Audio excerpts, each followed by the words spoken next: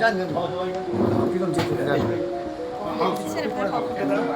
এটা honourable CM স্যারের শুভেচ্ছা বার্তা Megha for your excellent performance. This is from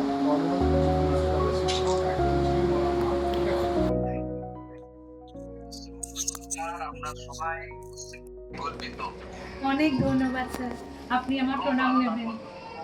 একদম, তোমাকে আমি কয়েকদিনের মধ্যে সচিবালয়ে ডাকবো, অফিসাররা তোমাকে নিয়ে আসবে, আমি তোমাকে সাক্ষাতে সম্বর্ধিত করবো। আচ্ছা স্যার, অনেক ধন্যবাদ, আপনি আমার প্রণাম নেবেন। একদম পিতৃদেব আপনি? হ্যাঁ স্যার, আমার নাম জয় মজুমদার।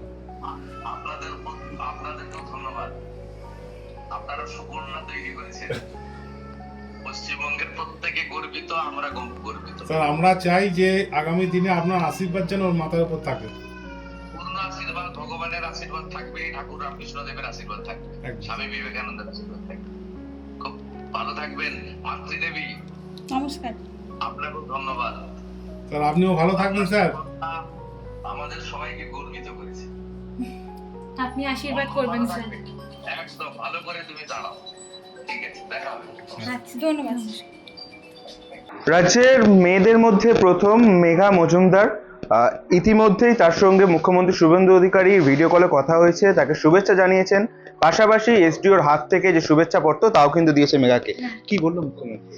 মুখ্যমন্ত্রী আমাকে অনেক শুভেচ্ছা জানালেন এবং উনি সামনের সোমবার ফেলিসিটেট করবেন সে কথাও বললেন। ওনার শুভেচ্ছা, ওনার আশীর্বাদ সবটা আমার পাথেয় হয়ে থাকবে সারা জীবন, আর ওনার আশীর্বাদ নিয়ে আমি পরবর্তী জীবনে এগিয়ে যেতে চাইবো আর লক্ষ্যে পৌঁছানোর চেষ্টা করবো। প্রায় 2 মিনিট মুখ্যমন্ত্রীর সঙ্গে কথা হলো, কেমন লাগছে? ভীষণ ভালো লাগছে, এটা স্বপ্নের মতো যে উনি নিজে আমাকে ফোন করে শুভেচ্ছা বার্তা জানালেন, আশীর্বাদ দিলেন, সত্যিই স্বপ্নের মতো, ভীষণ ভালো লাগছে। এই যে মুখ্যমন্ত্রীর ফোন আগামী দিনে কি আরো অনুপ্রেরণা যোগাবে? অবশ্যই, ওনার ফোন, ওনার প্রতিটা কথাই আমাকে অনুপ্রেরণা যোগাবে এবং আমি মনে রাখবো সবসময়। আগামী দিনে দেখা হবে, কি বলবো? ওনার থেকে আশীর্বাদ নেব এবং ওনার আশীর্বাদ চেয়ে, ওনার শুভেচ্ছা বার্তা নিয়ে আমি এগিয়ে যাবো।